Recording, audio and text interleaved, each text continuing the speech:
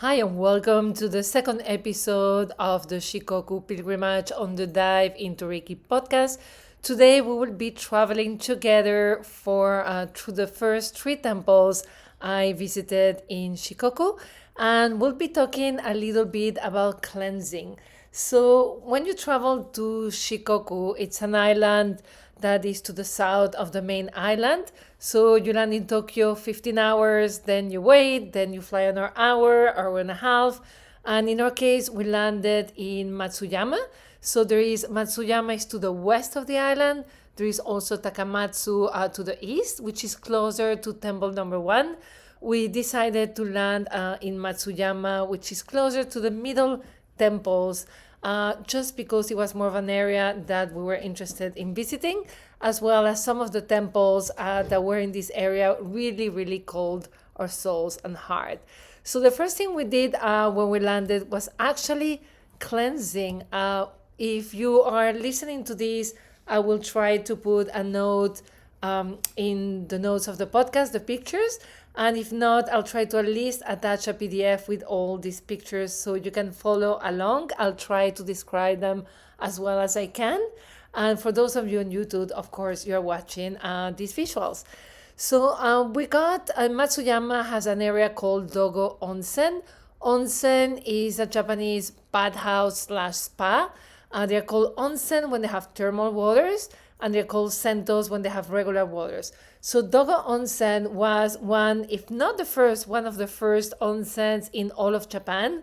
Again, a lot of things in Shikoku are very old. We're talking about some of the temples we visited were created in the year 700 or 800. So it's an area that has really a lot of history in Japan. So this Dogo Onsen where we went is actually new. They closed the original onsen and you can visit it as a museum to have a little bit of a more modern installation than the ones that was done hundreds of years ago. But we visited there and they have different levels. They have the regular community one, which is the one we ended up going the rest of the journey. But the day we landed, we ended in a private room. Because also I was traveling with a friend, and in the onsens, it's you don't wear a lot of clothes, to say any clothes. So it was a little easier also not to have to share the space when you just landed with a jet lag of 13 hours. But I think it did bring to life that importance of the ritual of cleansing. Be it after a plane journey, life journey, cleansing is really part of the Japanese culture. We saw it in temples too, we'll go over that as well. And we see it in Reiki, that is really about cleansing anger, worry, all those things that may be hiding our gratitude or compassion or inner bright light, right? So we can also see it in dry bathing. So the onsen has a lot of rituals. We ended up going more to the community ones, in part because it's lovely to actually see to be in a space with a lot of women and just sharing a space of safety and relaxation.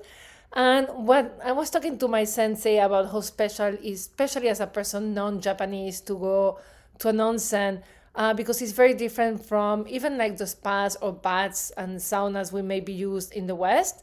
When you enter, unless you have this private room, and then I'm going to actually show you the little pool that we had. That was very lovely, and it's all stones and thermal water. And if you're not seeing this, it literally is a beautiful wooden room with a beautiful stone cistern, paintings on the ceilings. It's just literally paradise, and you just get into this very hot water to relax the body and to clean. But when you go to the traditional onsen, you actually follow the Japanese culture of different layers of cleansing. And it's very beautiful because, of course, the first thing you do is to take your shoes off before getting into the building, leaving your day behind. Then you pay your fee. In this case, it was literally 450 yens, which is around 375 American dollars. You bring your own towel, and if not, you can rent one for less than $1. And you go into a room where it's a locker for women, and you literally shed every layer of civilization until you're fully naked. And that's a second layer of cleansing, is really letting what makes you different, your personality, all your clothes, everything that you hide there. and you put it very separate from the clothes you're going to wear after that are clean, very important. And then you take your soap, and you don't actually put the towel around your body. You literally walk naked around. And that was also very interesting, again, how comfortable you get to feel, which is not something, again, I didn't grow up with a lot of nakedness. Some families are very comfortable walking around naked. That wasn't the case of my family, or even the friends I visited or I stayed over when I was growing up, or my friends in general when we were roommates. So you walk and get into the water part area, and the water area has a lot of little kind of hand showers stations where you will absolutely cleanse yourself before going into the bigger pool that has the thermal water. And you will do all your beauty ritual, your hair, you will clean your whole body. And it's really beautiful because you see all these women taking great care of themselves. And then they go into this warm pool of water. There is always new water coming in, so there is a lot of movement in the water. And this hot water with lots of sulfur and minerals really relaxes your muscle, and you go into another layer of cleansing, right? You have like the soap cleansing, your showers cleansing, and then you go into this relaxation, this chill, really deep healing and cleansing. There is a lot of older women, in part because outside cities, a lot of the population is elderly, but also because they go there to soothe body aches and to relax their muscles. There's also young girls who go there to relax and chill. And it's very quiet. Japanese people are very quiet and respectful of taking too much space in terms of sound in public spaces. So it's really, really chill. There is perhaps a few very low-key conversations here and there, but in general, it's really a space of silence, of quietness, of sharing that beautiful quality, healing quality of the water, and a sense of togetherness and a sense of safety. I think I mentioned this perhaps in my intro.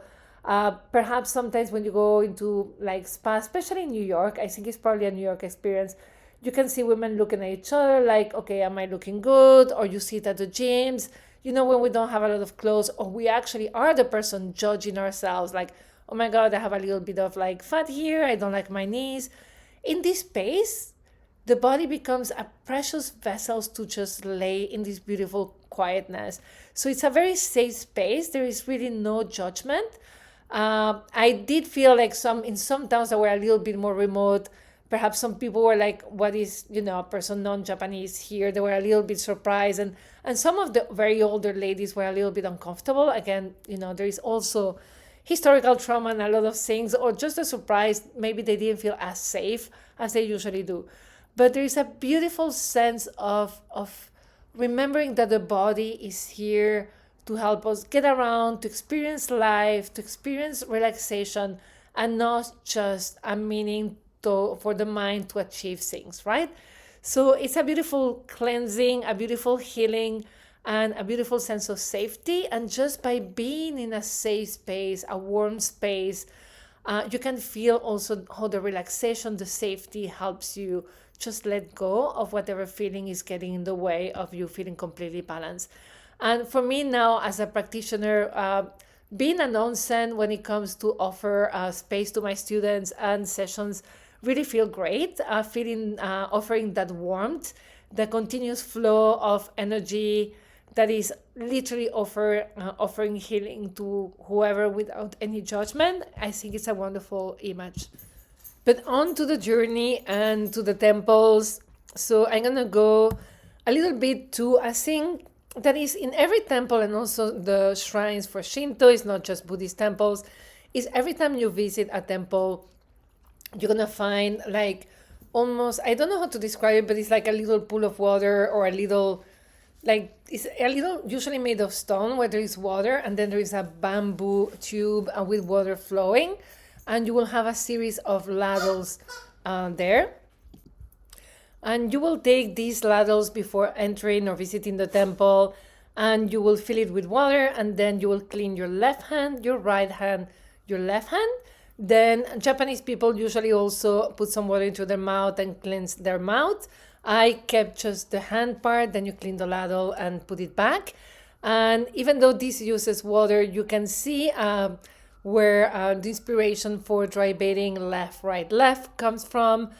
This is wet bathing. There's again a lot of water and water cleansing in Japan.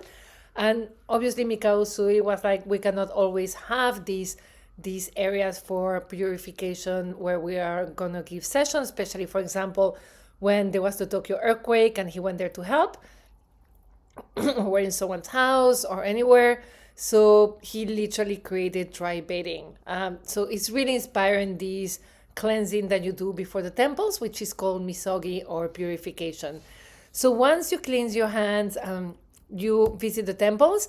And in our case, the first temple we went was called Ishiteji, temple number 51. And every time you arrive to a temple, you're going to see a lot of these little statues, which are welcoming into the temple. And you're going to see some of them like have little bibs, like baby bibs and hats. And it's a lot of mothers also honoring the kids they may have lost.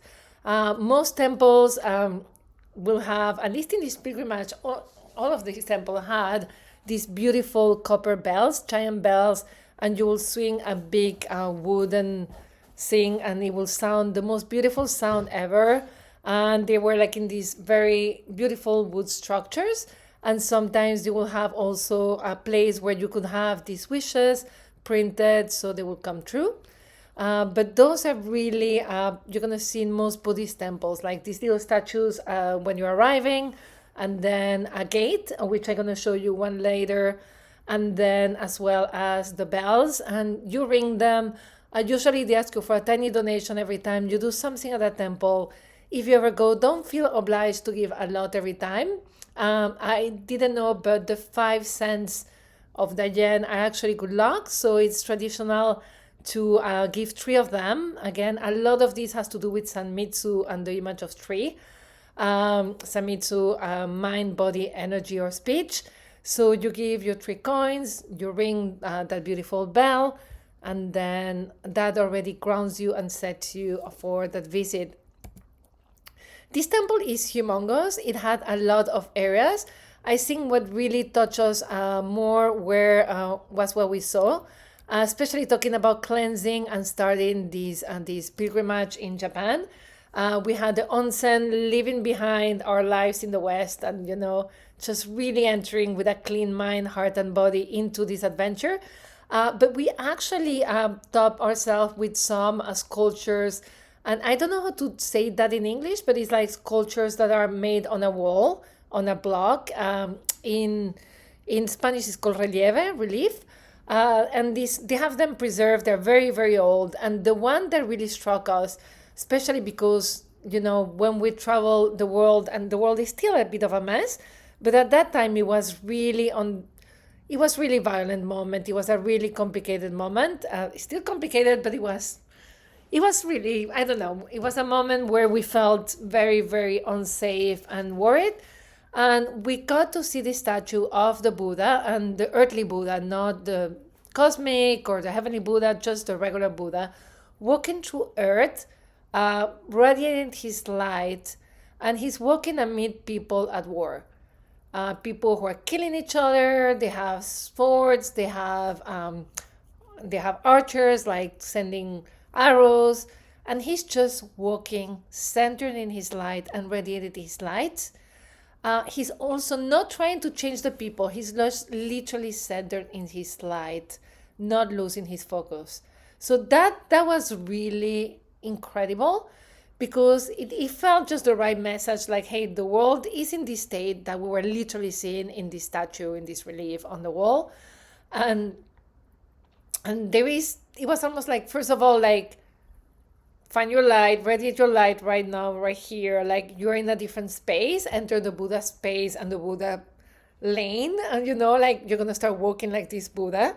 But also it was like a great advice on how to handle life, which is really trust your light, not try to fix, not engaging in the war by trying to fix it or deciding who's right or wrong, but just literally walk through it, seeing it as it is, but not losing your light, just radiating it and just hoping people can benefit from it.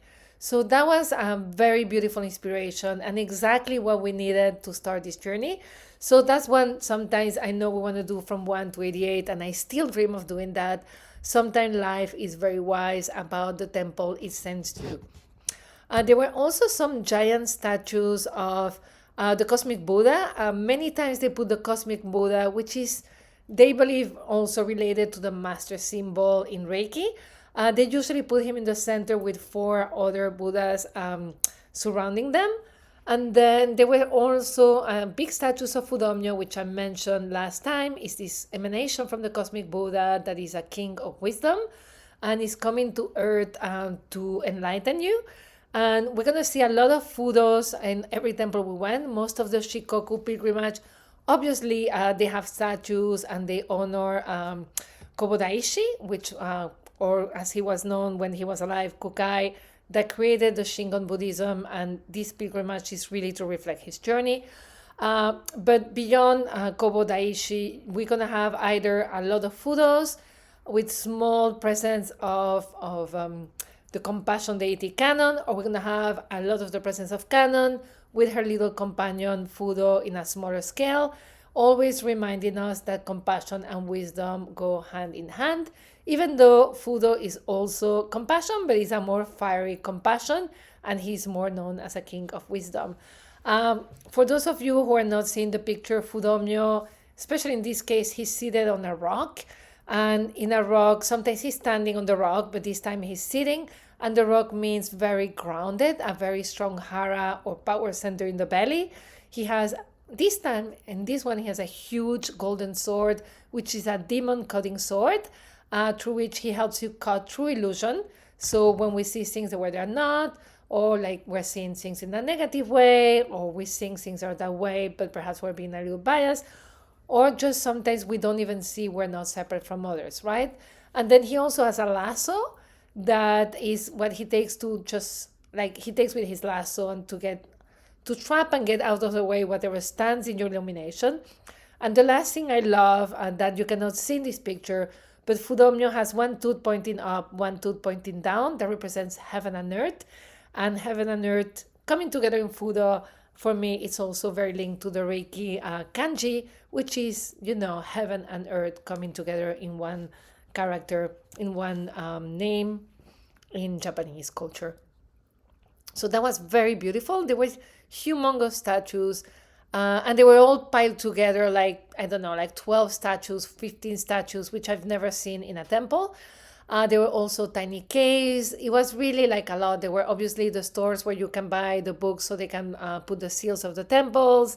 They sell a lot of amulets in the bigger temples as well. They are very cute amulets, a lot of them based on Fudomyo or Canon. They are from healing a leg, which this temple is famous for, to as well as, good luck in your studies and all of that you can get as mementos, or just, that the Japanese people actually go and get for their loved ones.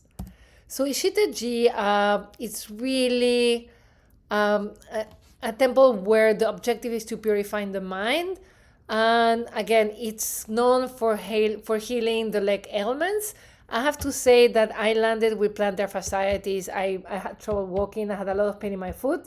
And the pain went away those days until the last 2 days where we really work a lot.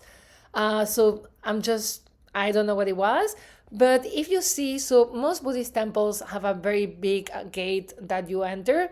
In the case of Shikoku, they're almost like little houses, and they house, and I saw those in Tokyo too. In the front, what you see is 2 big statues that are protecting the temple. And it's very rare to see them without a mesh because they're protected. Some of these are very, very old. And what you're going to see that is special to the Shikoku Pilgrimage, and it may be on other temples, but I hadn't seen it before, is that on those gates, there are 2 huge flip-flops made of the same material that the pilgrims use and the mountain monks use for their flip-flops, which is, I honestly don't know, but if you get to see the picture in the notes, you're going to see they're literally like 7 to 8 foot tall flip-flops. And they're gonna mark the temples of the pilgrimage. They are on all the gates. So that was also quite interesting. And this temple is very big, and it also something very particular is that although it's a Shingon temple, they also use it for Shugendo mountain practices, some folk religion rituals, and sometimes some modern events. So in Japan, there is this kind of like, I don't know, they co-live, almost co-living temples. They don't, religions are not opposites or different Buddhisms. They may sometimes say like my Buddhism is like more intellectual, is the true, like it's truer for this or for that, but they coexist quite happily.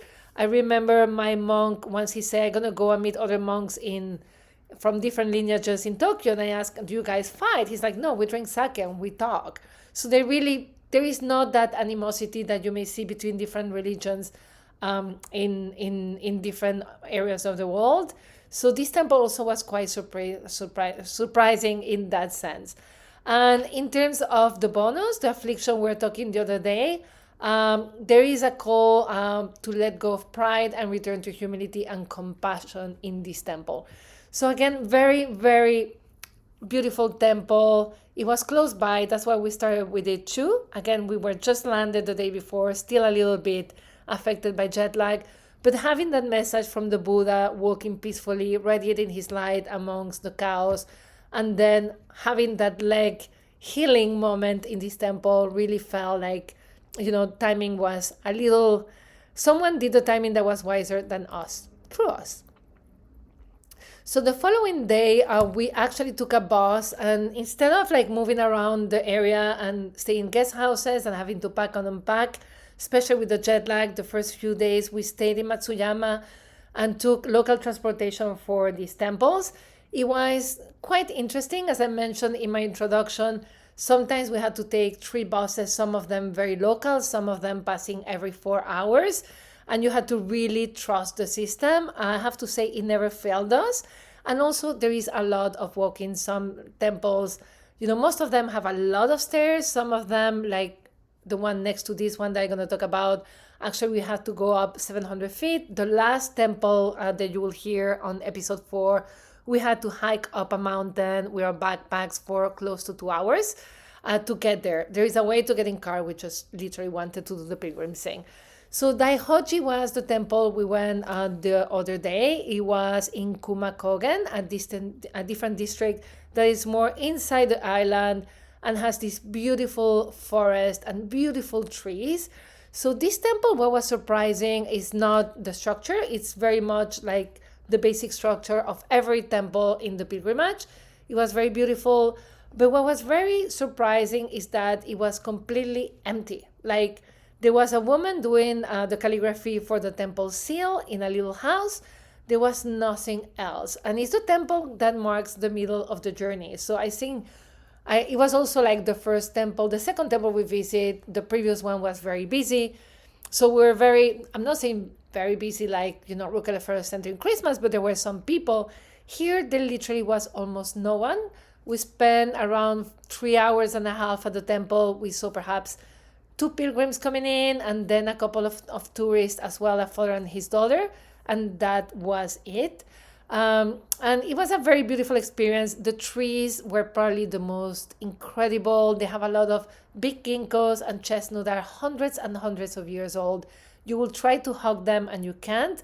I am not sharing the pictures because my friend that traveled with me was in most of those pictures, and I'm respecting her privacy. She's not a person who really likes to be photographed. But they were just gorgeous, and those roots will go in them. And it was very interesting because when I got to the temple, I went very New York, like, okay, we saw the temple. Why don't we go to the temple we're going tomorrow? It's just like literally half an hour in a bus, and the bus leaves in half an hour. So if we rush, we can get it. And my friend was looking at me. It's like, we don't need to do all of that. We can just be here. We can just feel nature, eat our lunch, and just be here.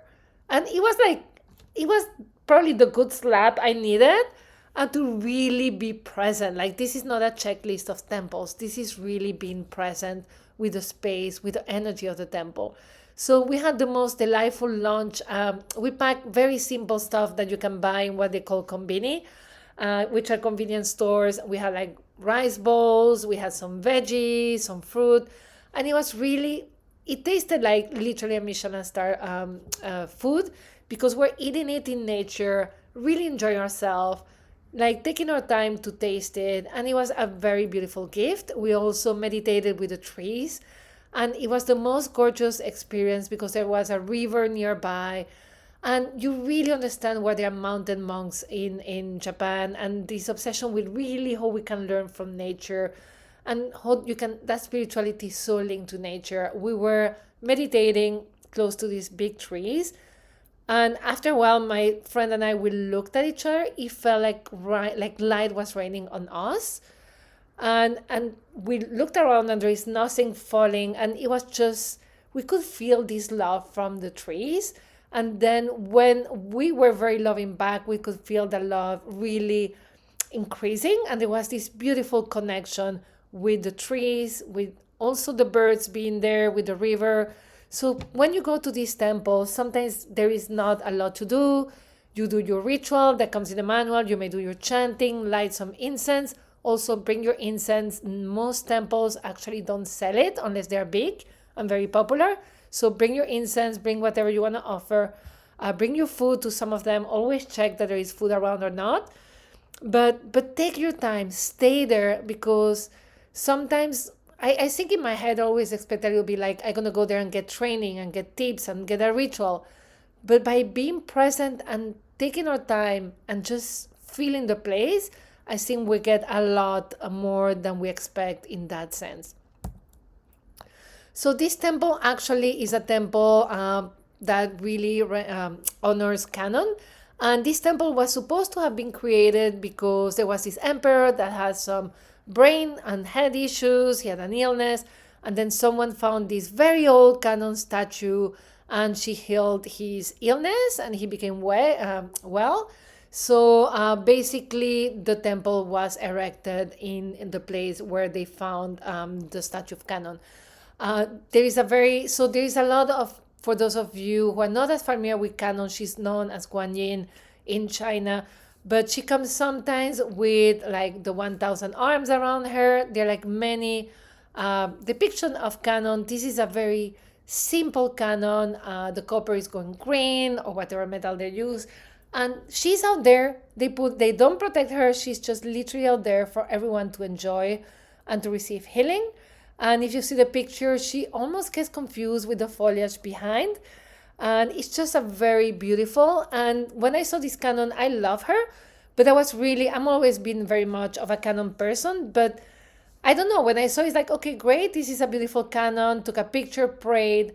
But ironically, this is one of the two images that stayed very strongly in my heart from the trip. And she's brought me a lot of joy. And she's the one who, when I feel I tense up and become a little bit, I just think of her and my whole body softens. And suddenly joy, compassion, and a really, really beautiful shift happens very easily. So again, the gifts that we don't expect through this pilgrimage are always, unexpected. So always keeping that mind and heart open, and really let go of expectations of what we're supposed to get or learn from a pilgrimage. And this temple is also known as a temple of renewal. You're going to see like their temples, as you saw, like the other one was a little bit more about letting go of ego. This is of renewal, and it's really to soften fixed ideas and open new understanding, which is really what compassion and canon stands for, is that soft compassion that is also called to cool emotions. Like she really cools emotions like anger and fear, and lets you soften and have this beautiful warm compassion. Although I guess cooling the emotions perhaps is not a warm. And so she's cool, a little bit like the moon. And if you think about it, Fudomyo is a little bit more fiery, a little bit more hotness, and he's more a little bit like, hey, come on, here is a little scare, here's a push because you need to get enlightened. And canon is more like, hey there, like cool down, soften, and enlightenment is already there, right? Like it's time to get enlightened, but in a different way. It's more of a moon-like quality in a way. So this was Daihojiji, beautiful temple. And then the following day, we took the same buses plus an extra bus And for those of you who can see the picture, a huge amount of stairs, like an incredible amount of stairs, because the temple is in the cleft of a rock.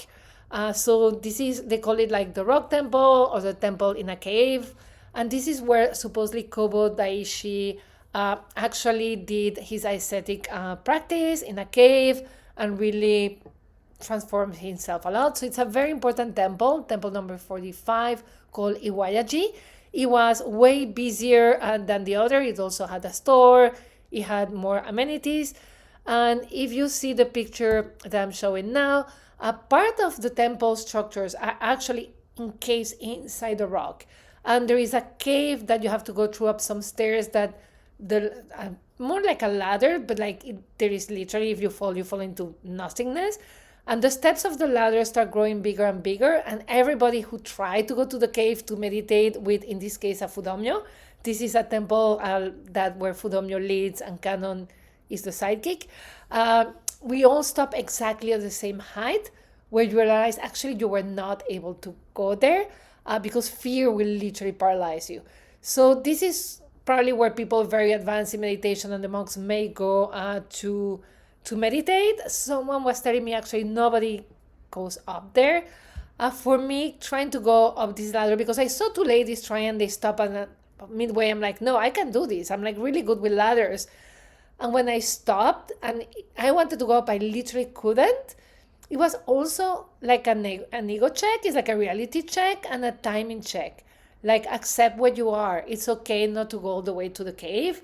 You're able to go up this way to the ladder, and that's okay too. There is no judgment. So that was a very beautiful lesson to also, sometimes we underestimate ourselves a lot, but sometimes we also overestimate where we are in our spiritual practice. And there is no better or worse place, but it gives you that very honest look at where you are and what you're able to do. It seems almost, because then we saw a bunch of people trying, everybody stopped at almost the same ladder, give one or take, at the same step, give one or two steps. So that was also quite interesting because it felt like it was designed like that. The other thing that happened at this temple that was very beautiful, it was the first time I heard and saw the community doing the Henro is the pilgrims ritual of the chanting, the temple practice in full. And my first reaction was to take out the phone and, as an outsider, record it. And then I'm like, what am I doing? Put the phone back and just was present there. And I wanted to share with people. It's not like I wanted to post or anything. I want people to see this. But I have to say, I don't think it's something you can show in a video, because it was a monk. This happens a lot. They travel in buses, communities, and they travel with their monk, and they go and do some of the temples or all the temples as a community.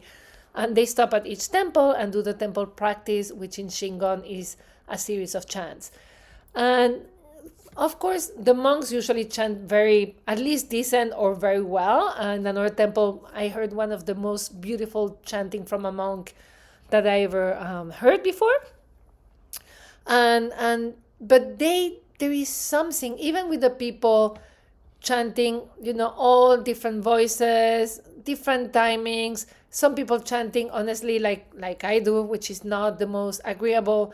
But having this also Japanese rhythm that is very tak, tak, tak, tak, tak, right? That is not about singing, but it's about using the sound to really create this repetitive tak, tak that will loosen emotions or whatever you need to let go. And there are no words to describe how beautiful this is. Beyond the cleansing of the chanting, right? It's really a cleansing and grounding technique. Seeing people together, practicing together, just happy to be together in a community, enjoying the practice, there is no word to describe how that feels. And so it makes no sense to record. And also beyond that, respect for the practice. These chants are actually available. I believe I put the whole pilgrimage pamphlet that has all the instructions in English if you ever want to do the pilgrimage or this temple practice in the introduction. So please check that out with that link. So it's public, but it's also very sacred. And that's something I've said many times about Japan. They have their practice very open, except when it comes to mudras in Shingon rituals that we'll talk at the later episode, because those are temple practices, literally in the temples by monk, and then they hide them, just the mudras, but not the chant. But they're very generous and they really allow to stay there. And in my case, I knew a couple of the mantras, so I was able to join a little bit and feel a little bit part of it. But it's just a beautiful experience that I hope you can ever experience, be it perhaps going back to a temple where you live. There are Buddhist temples doing chanting everywhere in the world and on almost every city, or at least in a city nearby, unless you're really inside a country or far away from a main city. So that was very beautiful and really charming. I was very surprised that most of these temples actually don't have regular temple practice or morning prayers. Most of these temples are just being there kept and receive people, and they have their stores, they have a few people there, they may have one monk, but in general, the temples, a huge part of it, they are just temples that you visit, do your practice, and leave. There were also beautiful statues of Fudomyo. There were hikes through the forest, amazing, chestnuts, horse chestnuts they call them. We took a hike for like 2 hours, having to go slow because they're a little bit perilous and the soil was a little bit wet. But just being in nature again was super cleansing. They do talk about forest baths, and it was just a beautiful cleansing experience. Really, after this third temple, we felt like different people. We felt like we were fully in Japan. We were able to let go a lot. It was also our first time being so much together in the same room, sharing so much. And it was like a cleansing and a learning of how to be together as people traveling together, letting go of little pet peeve and being able to communicate clearly, lovingly. So by this temple, we really, really hit a beautiful place. And again, food, our famous rice balls from the konbini, again, tasted like heaven. So Iwayaji is temple number 45. It was said to be founded in 815. So you can see these temples are really, really old. Again, it's in a cleft in a rock where Kōbō Daishi practiced austerity. And this temple is called, the same way now number 44 was about renewal, this is really about mountain ascetics, or what they call sanrin. And you are supposed to purify through physical exertion. Again, getting there through the stairs, and then the hikes around there were quite, they were not challenging to a point where you cannot do them, but it took a little bit of effort for sure.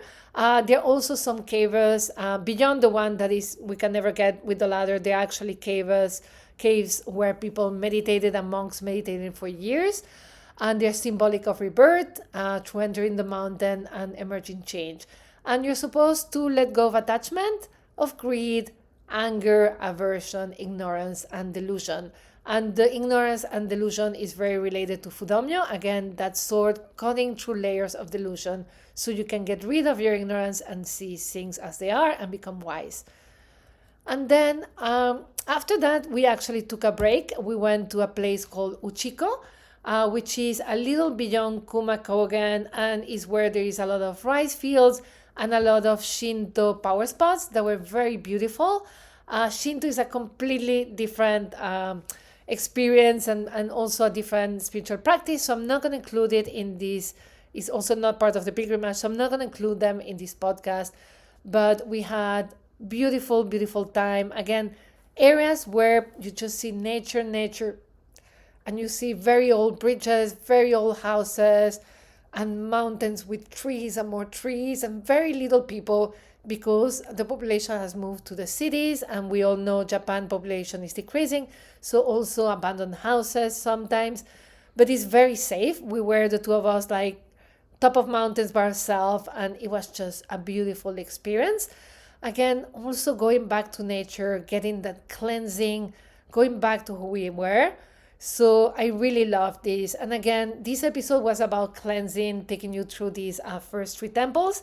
Of course, there was a little community and joy. I focus on the cleansing. I will add some cleansing to the other episodes, but I will be focusing on community and then joy. The one thing I want to recap for you about cleansing is obviously the cleansing through the water that people, religious or not, practicing spirituality or not, do at the onsens and sentos, which are the baths. There is the misogi, the purification before you enter any or visit any temple or shrine that you will do, as no matter if you're just a tourist or someone who does a pilgrimage or person who prays at the temple or visit the temple. There is that misogi of taking the ladle with the water left, right, left. And then there is the purification, obviously, of the chanting, of the ritual of chantings the temple practice at every temple. And then that purification, that cleansing of slowing down and really letting nature give you and nourish you and allow you to have that energy and that healing together. That is quite wonderful. So lots of layers. And I hope you enjoyed it. Please let me know if there is any questions, any area that you would like for me to deepen into this experience. Interviews will come back in the new year. I already have lined up a wonderful person who's a specialist in spirituality, in Japanese spirituality, especially, and also a martial artist of Kendo, Iaido, and Jodo. So 3 martial arts, and also a collector of swords, and also a sake connoisseur, but that comes probably with being Japan obsessed. So there will be 2 more episodes about this pilgrimage, and then interviews. They will be not only with Reiki people, they will be with some Reiki people, but also people who practice Japanese arts, like we started doing last year, for example, that we did with the flower art, the art of arranging flowers, or we did with my sensei from Iaido. So we'll bring people who practice Japanese arts to get some of the insights that are quite interesting and make us understand the background of Reiki practice with more depth. So thank you very much, and I'm looking forward to next time. And remember to check my Patreon, patreon.com/dive into Reiki. And a lot of the classes and practices lately are based on this pilgrimage. So check it out, patreon.com/dive into Reiki. Besos!